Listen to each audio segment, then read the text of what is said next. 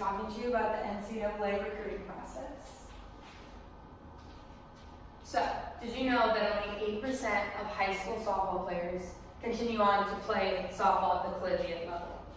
So there's 3 main phases of the recruiting process. The first one is going to be choosing the schools that interest you. So you want to go out and explore your options, but then you want to pick the schools that you have interest in. And then the second phase is going to be the evaluation period. The evaluation period is going to be the period where you're in contact with the coaches, you're figuring out what school fits you best, you're going to camps, the coaches are going to watch you play. And then the third and final phase is making your decision and signing your NLI. So that's the phase where you're committing to the school.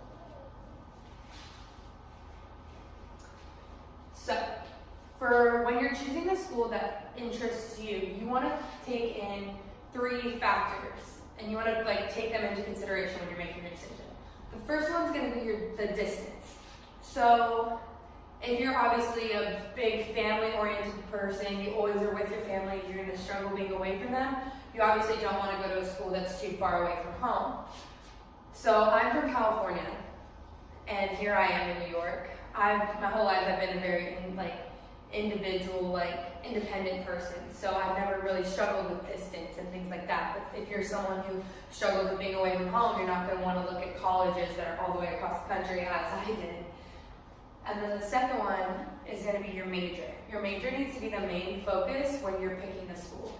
Yes, don't get me wrong, it'd be great to go to a school that's amazing in your sport. But if they don't have your major, what's the point of going there anyway? Your major needs to be the first thing that you look at. You don't want to go to a school and change your major just so you can play your sport at this school because they're so good at it. Your sport only can get you so far. Your major is what you're going to do with the rest of your life. And then the third factor is going to be the climate and the environment.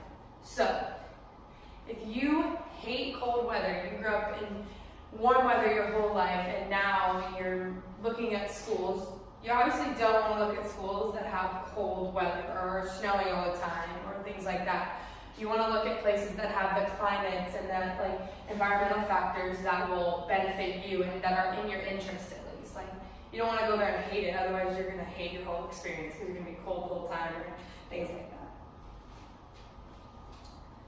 So, in the recruiting process, the evaluation period. So, in the evaluation period, there are multiple different aspects in it. So, one of the first things you'll do during the evaluation period is you're going to go to camps. So, once you narrow down your search and you decide what schools you like, you're going to go to their camps. So, say I wanted to go to Cal State Fullerton, which is a school in California where I'm from. It's one of the bigger schools. So, say I want to go there.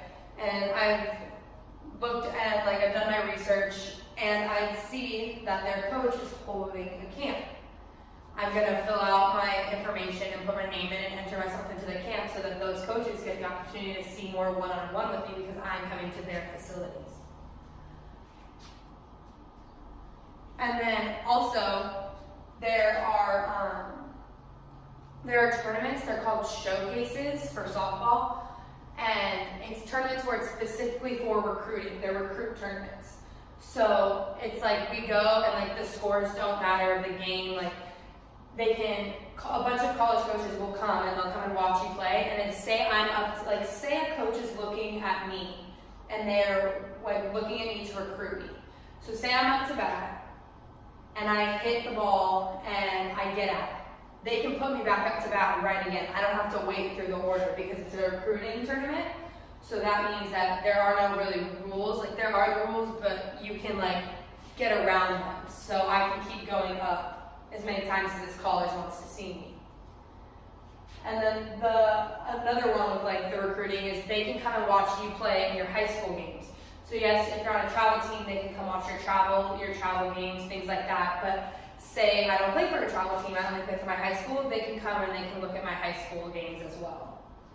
And then another big part of this phase is phone calls and emails.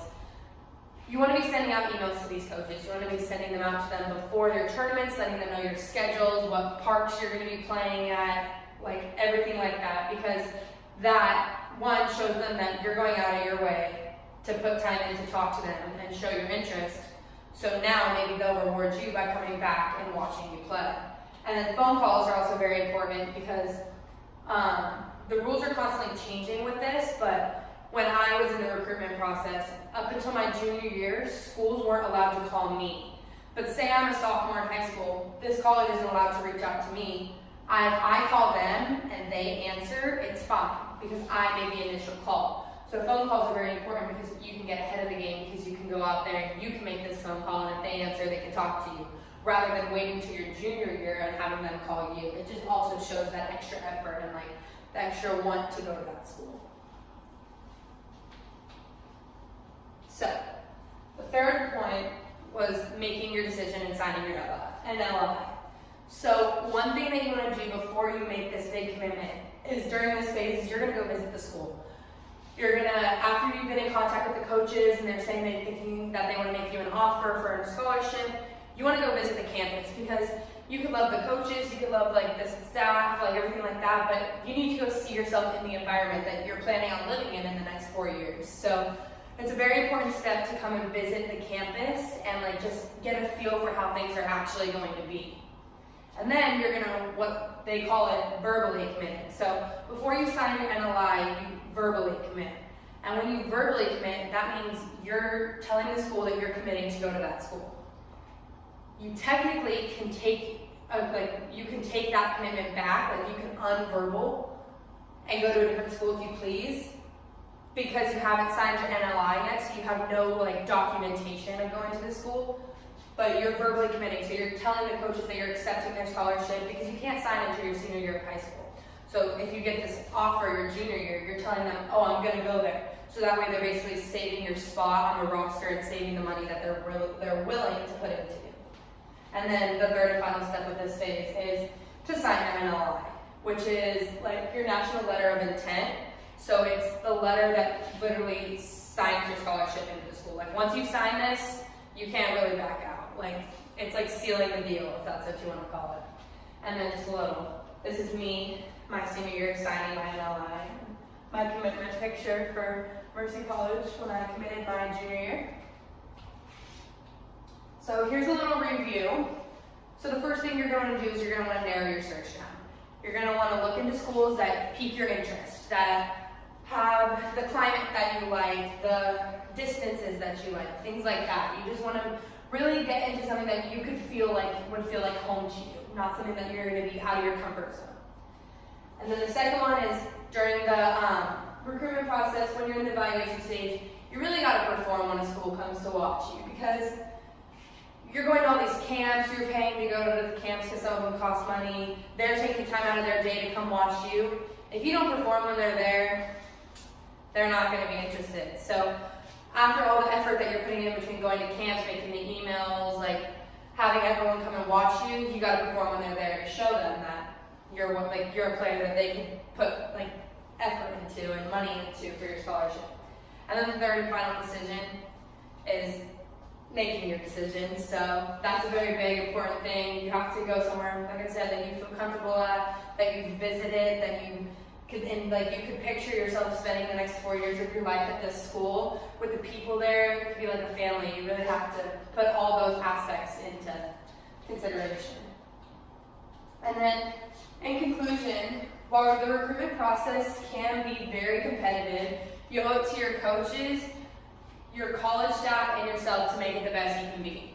So you just really have to do what you feel is best and what's in the best interest for you, your team, and your major in the long run. So these are just a few images of Mercy softball from this year. But yeah.